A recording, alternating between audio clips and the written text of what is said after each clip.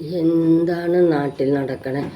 മനുഷ്യൻ ജയിച്ചു വന്നാൽ പോലും അവിടെ പരിപ്പിക്കില്ലെങ്കിൽ പിന്നെ എന്തു ചെയ്യും? അവിടുത്തെ ജനങ്ങൾ കയറ്റിവിട്ട് നല്ലൊരു ഭരണം വരട്ടെ, അവർക്കും കൂടെ ഗുണം ഉണ്ടാകട്ടെ എന്നോർത്തുകൊണ്ട് കയറ്റിവിട്ടാൽ അവിടെ പരിപ്പിക്കില്ല. ശബരിനാഥ് പറയണ കേട്ടു, സൂതനെ അങ്ങോട്ട് കയറ്റുകയല്ലെന്ന്. ശബരിനാഥൻ്റെ തറവാട് സ്വത്താണോ അത്? ആണെങ്കിൽ പിന്നെ ശരിയാണ്, കയറ്റാൻ പറ്റത്തില്ല. അത് അവരവരുടെ സ്വത്താണെങ്കിൽ അവരുടെ അവകാശം വേണം നമുക്ക് കയറണമെങ്കിൽ. തിരുവനന്തപുരം കോർപ്പറേഷന് അവരുടെ സ്വത്താണെന്ന് ഇപ്പോഴാണ് മനസ്സിലായത്. അതിനു മുമ്പ് അത് സർക്കാരിൻ്റെ ആണെന്നാണ് ഓർത്തത്. ഇപ്പോഴാണ് മനസ്സിലായത് അത് കോൺഗ്രസിൻ്റെ ആണ്, ശബരിനാഥൻ്റെ ആണെന്ന് ഇപ്പോൾ ഓർക്കണം. ശബരിനാഥൻ്റെ തറവാട് സ്വത്താണെങ്കിൽ പിന്നെ കുഴപ്പമില്ല. തറവാട് സ്വത്താണോ? ആണെങ്കിൽ ഒന്ന് പറയണം കേട്ടോ. ആണെങ്കിൽ പിന്നെ അവർക്ക് അവിടെ നിന്ന് ഇറങ്ങി മാറുമല്ലേ നല്ലത്, തറവാട് സ്വത്താണെങ്കിൽ. ഇതെന്താണ് നടക്കണേ? എൻ്റെ തറവാട് സ്വത്തല്ലേ, അത് അവരവരുടെ വീട്ടിൽ പോയി പറഞ്ഞാൽ മതി. തറവാട് സ്വത്ത്. ശബരിനാഥിന് ഇത്രയ്ക്കുള്ളത് അവനാണെന്ന് മനസ്സിലായില്ലായിരുന്നു. എല്ലാം എന്താണ്, രാഷ്ട്രീയം കളിക്കണം. അതിന് ഇത്രയ്ക്ക് തരം താന്നി പോണത് അത്ര നല്ലതല്ല. അപ്പോൾ അതാർക്ക് പോകും? അവരവർക്ക് തന്നെ അതിൻ്റെ വില പോകും. അവരെ കയറിയിട്ട് 6 മാസം ആയിട്ടുള്ളൂ. ആദ്യം പറഞ്ഞു അവരെ ഇവിടെ കയറ്റുകയേയില്ല, കേരളത്തിൽ അവരെ കയറ്റുകയേയില്ല. കേരളം എന്നാ കോൺഗ്രസ്സുകാരൻ്റെ LDFകാരൻ്റെ കുത്തകയാണോ കേരളം? ആണോ? കള്ളക്കേസുണ്ടാക്കി പിടിച്ച് ജയിലിൽ കൊണ്ടിട്ട ഇപ്പം എനിക്ക് അട്ടിമറിച്ച് കയറി ഭരിക്കാമെന്നല്ല നിങ്ങൾ ഓർത്തത്? വിശ്വാസമോട്ട് കൊണ്ടുവന്നേക്കണം. എന്നിട്ട് കയറിയില്ലേ? അവരവർ തന്നെ നാറും, അത്രേ ഉള്ളൂ.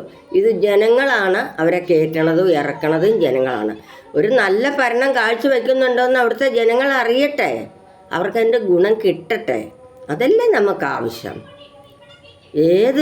ഇതുപോലെ 6 കോർപ്പറേഷനുണ്ടല്ലോ, അവിടുത്തെ വിവരം എന്ത് ആരും അറിയാത്തത്? അവിടുത്തെ മേയറാണെന്ന് ആർക്കും അറിയില്ലല്ലോ. അതുപോലെ തന്നെ പൊതുജനം മനസ്സിലാക്കണം, 6 കോർപ്പറേഷനുണ്ട്, അത് 5 എണ്ണം വേറെ ഉണ്ട്. അവിടെ എന്താ നടക്കണതെന്ന് പൊതുജനം ശ്രദ്ധിക്കുക.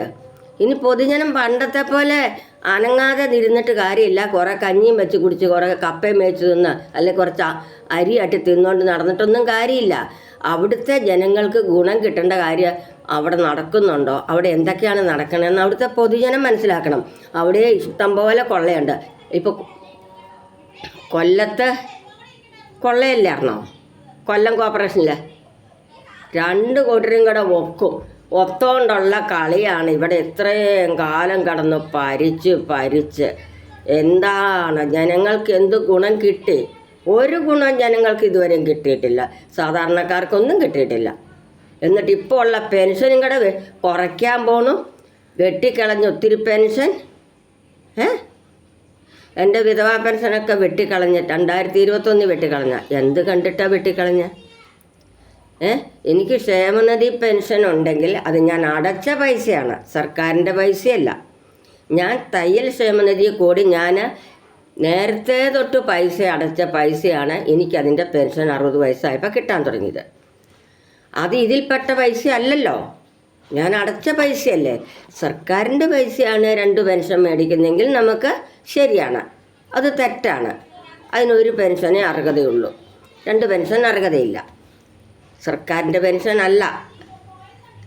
എന്നിട്ട് ഇപ്പം കയറിയവർ വണ്ടി, പിന്നെ എന്നതാ വീട്.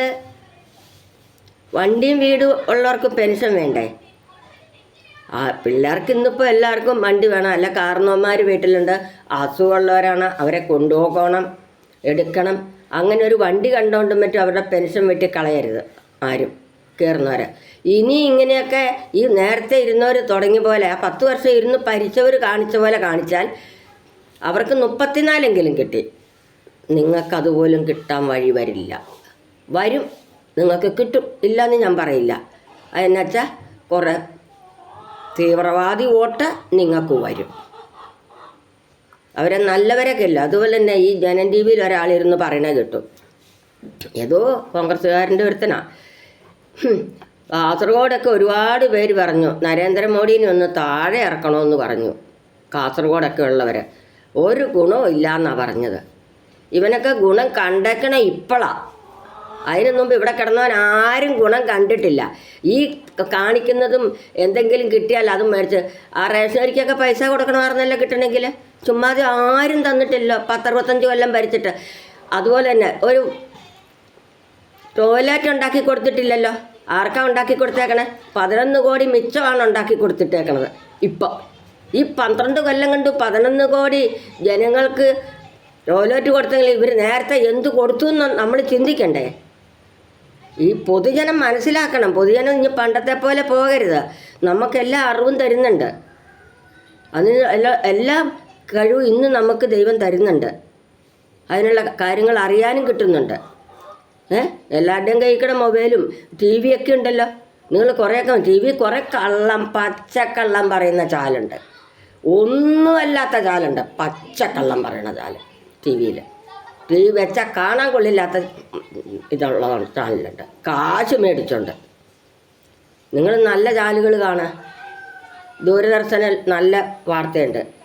അമൃതച്ചാലും കുഴപ്പമില്ല, ജനൻ TV കുഴപ്പമില്ല, ഏഷ്യാനെറ്റ് കുറേയൊക്കെ ഉണ്ട്. കുറേയൊക്കെ കാര്യങ്ങൾ പറയും, കുറേയൊക്കെ അതിൻ്റെ അകത്തും